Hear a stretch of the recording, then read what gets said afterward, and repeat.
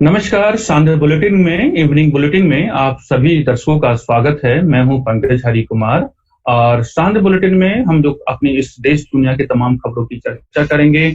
और आज की जो सबसे बड़ी खबर बनी हुई है हमारे देश में, वो दो खबरें सबसे ज्यादा बड़ी खबर बनी हुई है। एक तो विकास दुबे कानपुर वाला, जिसका एनकाउंटर सुबह हो गया है, और दूसरी जो बड़ी खबर है वो कोरोना से जुड़ी हुई खबर है। हम इन दोनों खबरों की विश्लेषण करेंगे, लेकिन इसके अलावा भी देश में और तमाम बड़ी खबरें हैं। वो खबर जो है वो रिजल्ट की घोषणा की गई है। इसके बाद ये है कि कोरोना को लेकर के डब्ल्यूएचओ ने क्या क्या है उसकी हम बात करेंगे। प्रधानमंत्री ने जो है वो आज उद्घाटन किया है, वो किस चीज का उद्घाटन किया है, उसको किस सेक्टर को फायदा होने वाला है, हम उसकी बात करेंगे। तो ऐसे तमाम खबरों की चर्चा करेंगे। थोड़ी बहुत सियासत की चर्चा जो है बिहार की बात करेंगे, जीतन मांझी ने क्या कहा है पूरे आने वाले इलेक्शन को लेकर के, तो हम इसकी बात करेंगे अपने इस पूरे बुलेटिन में। तो सबसे पहले शुरुआत करते हैं विकास दुबे की एनकाउंटर की कहानी।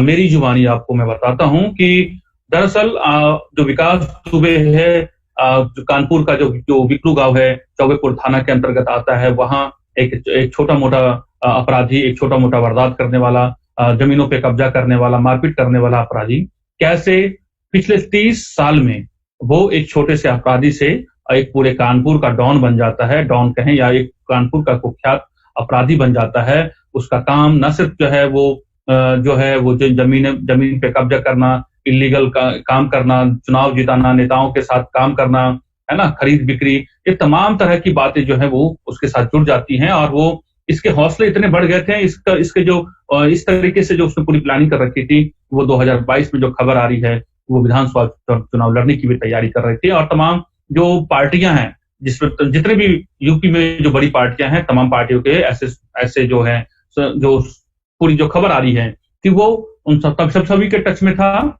सभी के संपर्क में था, और वो चुनाव लड़ने की तैयारी कर रहा था। लेकिन उस बीच में ये घटना घट गई और उसका सारा खेल जो है वो बिगड़ गया और सारा खेल उसका तमाम हो गया।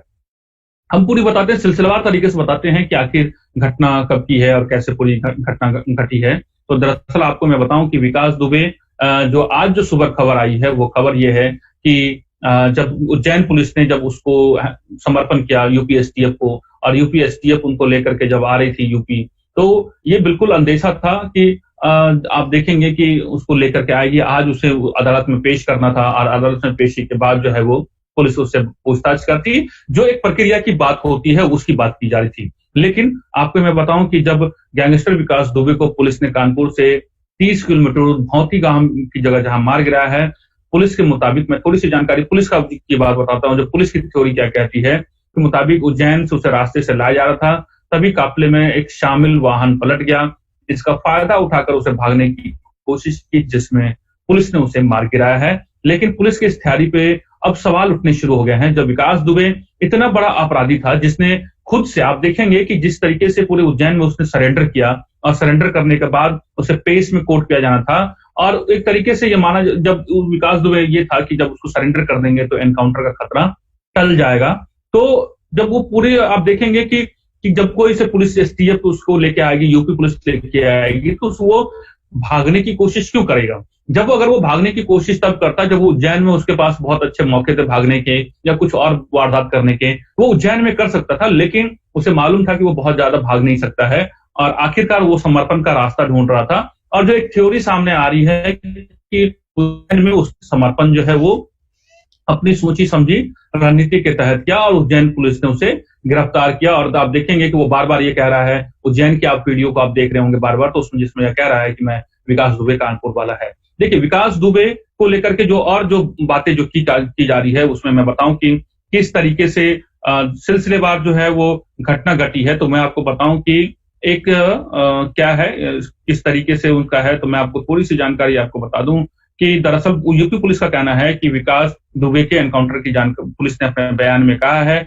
कि विकास दुबे को पुलिस उज्जैन से कानपुर ला रही थी। शुक्रवार की सुबह उसे कोर्ट में पेश होना था, लेकिन सुबह सुबह यूपी एसटीएफ की गाड़ी, जिसमें विकास दुबे बैठा हुआ था, अभी कानपुर के पास पहुंची ही थी कि बारिश की वजह से पलट गई। पुलिस का कहना है कि इसी दौरान पुलिस दुबे ने एक पुलिसकर्मी से हथियार छीनकर भागने की कोशिश की, जिस पर पुलिस ने उसका पीछा किया।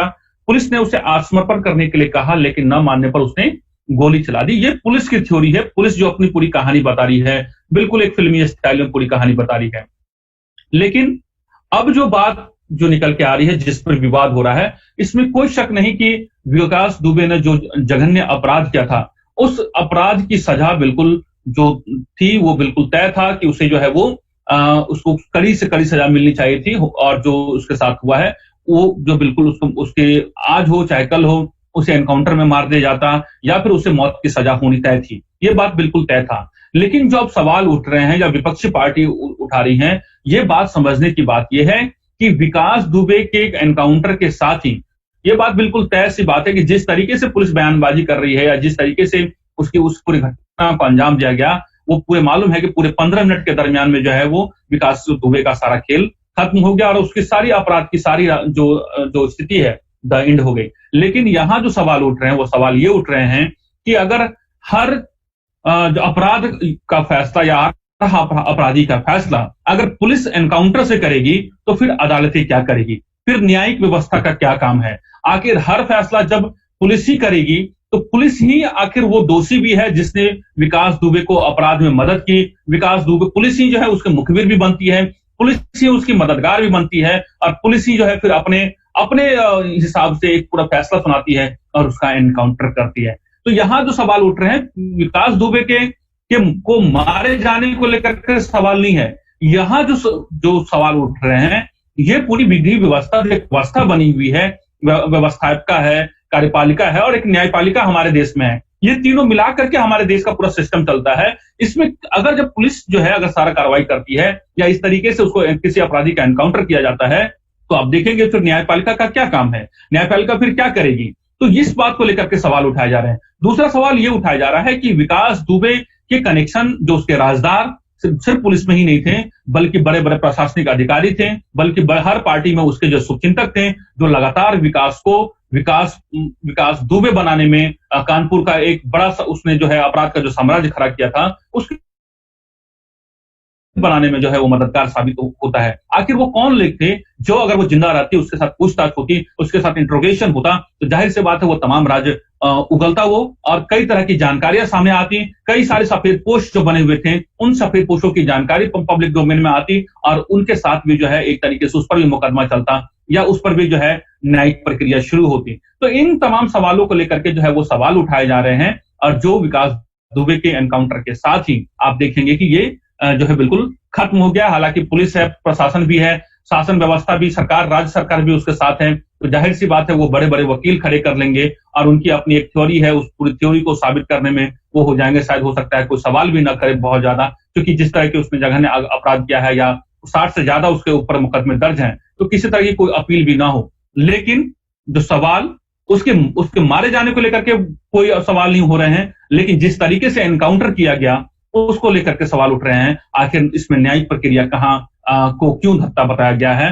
कुछ मानवाधिकार अधिकार होते हैं उनको लेकर के सवाल उठाए जा रहे हैं और यह आशंका जताई जाती थी कि विकास दुबे को जब पुलिस उज्जैन से जब यूपी ला रही है तो हो सकता है कि उसे उसका एनकाउंटर कर दिया जाए। यही वजह है कि लगातार मीडिया की गाड़ी जो है लगातार पीछा कर रही थी और आप देखेंगे कि किस तरीके से विकास दुबे को एक बीच में मीडिया की गाड़ी को रोका जाता है, एक गैप बनाया जाता है और वो 15 मिनट के बीच में जो है विकास दुबे का एनकाउंटर हो जाता है। एक नई थ्योरी गढ़ी जाती है, बिल्कुल फिल्मी स्टाइल में जो है वो विकास दुबे मारा जाता है। हम अब बात करते हैं अपने बुलेटिन में आगे की, हम विस्तार से और भी अपनी चर्चा करेंगे।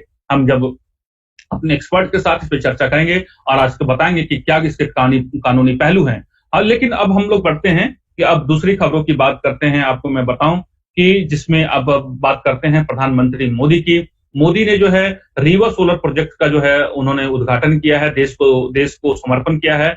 मैं आपको बताऊं कि प्रधानमंत्री मोदी ने आज जो है 750 मेगावाट रीवा सोलर प्रोजेक्ट का लॉन्च किया है। इस प्रोजेक्ट से दिल्ली मेट्रो को बिजली मिलेगी। मध्य प्रदेश के रीवा में स्थापित किया गया प्रोजेक्ट राज्य का ऐसा नवीनीकरण ऊर्जा प्रोजेक्ट है जो राज्य बाहर की किसी संस्थागत ग्राहक को बिजली सप्लाई करेगा। इस प्रोजेक्ट के तहत परियोजना में पैदा की जाने वाली ऊर्जा में से 24% ऊर्जा दिल्ली मेट्रो को दी जाएगी, बाकी 76% ऊर्जा मध्य प्रदेश की बिजली वितरण कंपनियों को दी जाएगी। तो एक बड़े प्रोजेक्ट जो है ऊर्जा के क्षेत्र में जो है भारत ने एक नया कदम बढ़ाया है और इससे दिल्ली मेट्रो को बिजली मिलेगी और भारत जो है ऊर्जा के मामले में आत्मनिर्भर होगा।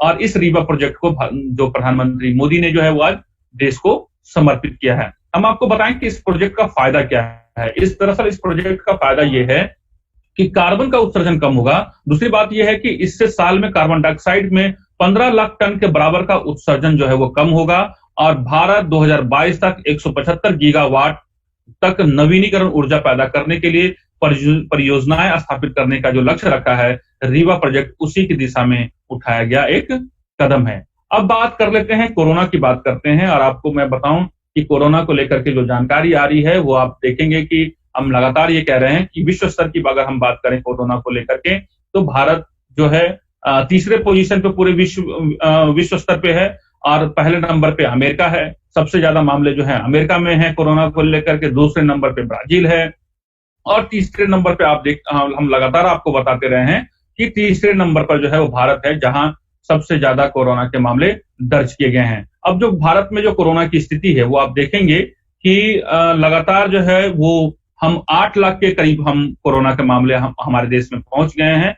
हम राज्यवार स्थिति आपको बताने की कोशिश करेंगे, लेकिन उससे पहले मैं थोड़ी सी जानकारी आपको बताऊं कि यूएस में, अमेरिका में 31,17,901 जो है कोरोना से पीड़ित मामले आ चुके हैं, लेकिन उसमें जो एक्टिव केस है 20,15,000 अभी भी वहां पे अमेरिका में है और 1,33,000 लोगों की मौत हो चुकी है कोरोना से अमेरिका में। वहीं ब्राजील में आपको मैं बताऊं कि वहां की स्थिति काफी बेहतर है। हालांकि कोरोना की जो मामले हैं वो 17,55,789 हैं, लेकिन वहां जो एक्टिव केस है, इसमें जो एक्टिव केस है वो 5,15,148 है, जबकि वहां जो अभी तक जो कुल मौतों की संख्या जो है वो करीब 70,000 है। वहीं भारत में जो है अब जो आंकड़ा जो पहुंच गया है कोरोना का वो 7,93,802 है, मान करीब हम 8 लाख के करीब पहुंच चुके हैं और कुल मौतों की जो संख्या है वो 21,604 है कोरोना की वजह से जो हमारे देश में हुई है। दूसरी बात मैं आपको बताता हूं कि जो हमारे यहाँ जो 8 लाख जो केस हैं कोरोना के, उसमें जो अभी इससे संक्रमित हैं इस बीमारी से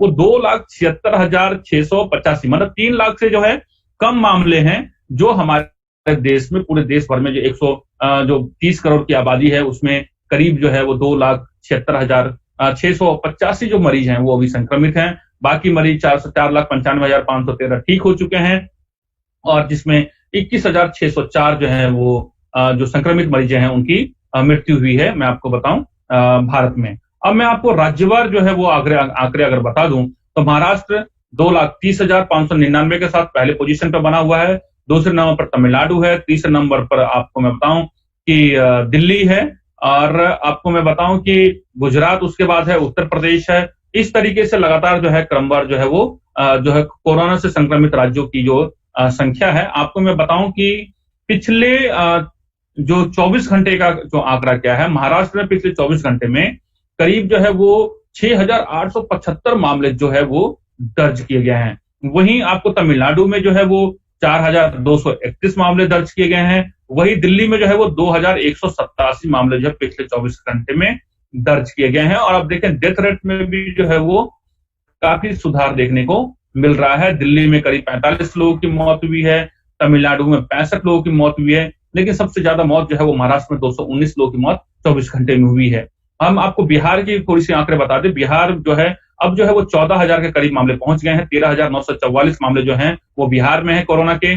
पिछले 24 घंटे में 755 नए कोरोना के जो है मामले बिहार में दर्ज किए गए हैं। 485 जो है वो अभी भी उस 755 में से जो है 485 अभी भी एक्टिव हैं और पिछले 24 घंटे में 8 लोगों की जो है वो मौत हो गई है कोरोना की वजह से बिहार में। अब बढ़ते हैं कोरोना को लेकर के, अब थोड़ी सी खबर जो है हम आपको बताते हैं, दिल्ली की तरफ रुख करते हैं। ये हमने आपको पूरे देश भर का हाल बताया है। कोरोना को लेकर के हम आपको थोड़ी सी जानकारी बता दें कि जो दिल्ली में पहले प्लाज्मा बैंक की शुरुआत हुई थी, उसको लेकर के कुछ जो है वो मुख्यमंत्री अरविंद केजरीवाल ने कुछ एक नई व्यवस्था बनाई है और वो नई व्यवस्था क्या बनाई है वो मैं आपको बताऊं कि 2 जुलाई को दिल्ली के मुख्यमंत्री अरविंद केजरीवाल ने दक्षिणी दिल्ली के ILBS अस्पताल में दिल्ली प्लाज्मा बैंक का, लेकिन इस हफ्ते के दौरान प्लाज्मा बैंक में प्लाज्मा लेने वालों की संख्या ज्यादा रही जबकि प्लाज्मा देने वालों की कम। ऐसे में प्लाज्मा बैंक में प्लाज्मा के स्टॉक का संकट ना हो, इसके लिए प्लाज्मा बैंक को चलाने वाले अस्पताल institute of liver and biliary sciences ने नई व्यवस्था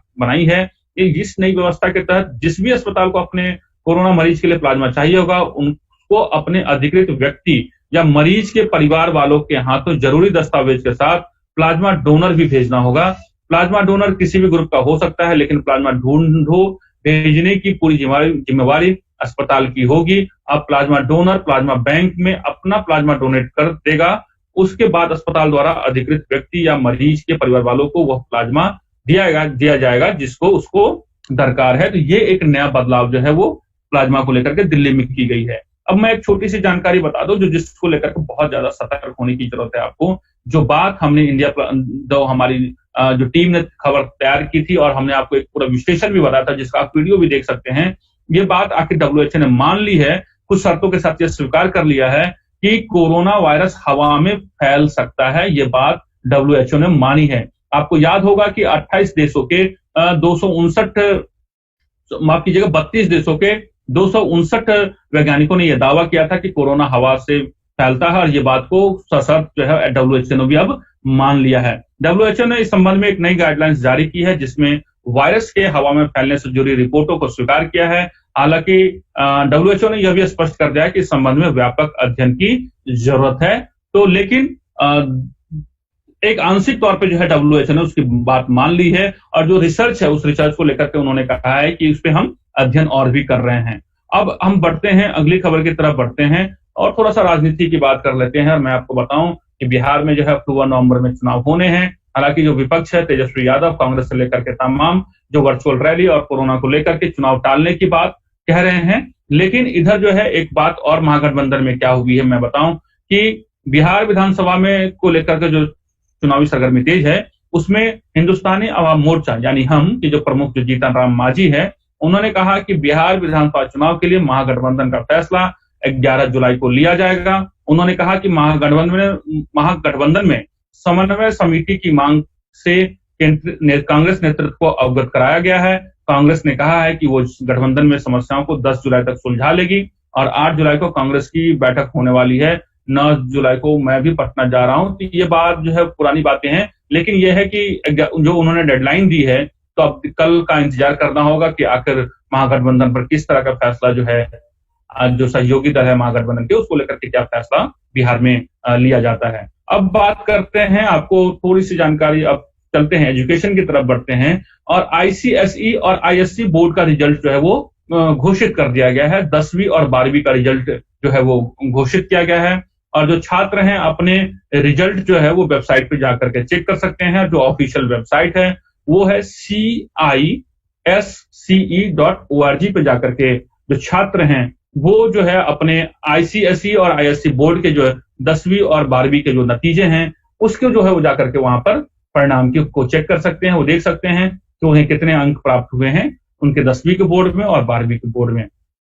और अब आज की जो सबसे अंतिम खबर है और वो खबर जो है आपको मैं बताऊं कि उसमें एक ये बहुत जरूरी खबर है। इस खबर में यह है कि लॉकडाउन में प्राइवेट स्कूल की फीस माफी करने वाली जो याचिका सुप्रीम कोर्ट में जो दाखिल की गई थी उसको लेकर के जो है सुप्रीम कोर्ट ने क्या कहा है वो मैं आपको बता दूं। सुप्रीम कोर्ट ने लॉकडाउन के दौरान गैर सहायता प्राप्त निजी स्कूलों को 3 महीने की फीस माफ करने और रेगुलेटरी तंत्र बनाने की मांग वाली याचिका पर सुनवाई करने से मना कर दिया है। कोर्ट ने कहा है कि राज्य की स्थिति अलग होती है। राज्यकर्ता से हाईकोर्ट में याचिका दाखिल करने के लिए कहा है। बताते चले कि 8 राज्यों के अभिभावकों ने मिलकर सुप्रीम कोर्ट में याचिका दाखिल करते हुए लॉकडाउन के दौरान निजी स्कूलों की 3 महीने की माने अप्रैल मई जून तक की फीस माफ करने और नियमित स्कूल शुरू होने तक फीस रेगुलेट किए जाने की मांग की थी, जिसे जो कोर्ट ने जो है सुनवाई करने से मना कर दिया है। उन्होंने ये कहा है कि अभिभावकों ने अपनी याचिका में फीस न देने के कारण बच्चों को स्कूल से न निकाला जाए, ऐसी मांग उन्होंने की थी। अब जो है जो कोर्ट ने सुप्रीम कोर्ट ने ये क्या कहा है, सुप्रीम कोर्ट ने ये कहा है कि ये जो है वो आपको जो है आपको हाई कोर्ट जाना चाहिए। हर राज्य की स्थिति अलग होती है और उन्होंने ये कहा है कि आप राज्य के जो हाई कोर्ट है वहां याचिका दाखिल करें। इसका जो है सुप्रीम कोर्ट से बहुत ज्यादा सुप्रीम कोर्ट ने इस पूरे मसले पे सुनवाई करने से इनकार कर दिया है। तो आज की जो बड़ी खबर थी विकास दुबे से लेकर के आपको प्रधानमंत्री की जो रीवा पावर प्रोजेक्ट है उससे लेकर के बिहार की सियासत, कोरोना और फिर एजुकेशन, ये तमाम बड़ी खबरों को लेकर के हमारी टीम जो हमारी जो इवनिंग बुलेटिन है, शांत बुलेटिन है, उसमें लेकर के हम आपके पास मौजूद हुए हैं। ये सारी खबर वो खबर है जो देश और दुनिया की तमाम बड़ी खबरों बनी हुई हैं और हम जो हमारी टीम पूरी मेहनत के साथ आपके लिए लेकर के आती है। तो आज के शांति बुलेटिन में बस इतना ही। आप अपना ख्याल रखिएगा और जो हमारे जो तमाम सोशल मीडिया प्लेटफॉर्म है उसको सब्सक्राइब करना, बेल आइकन दबाना बिल्कुल मत भूलिए। आप मुझे पंकज हरि कुमार को इजाजत दीजिए। नमस्कार।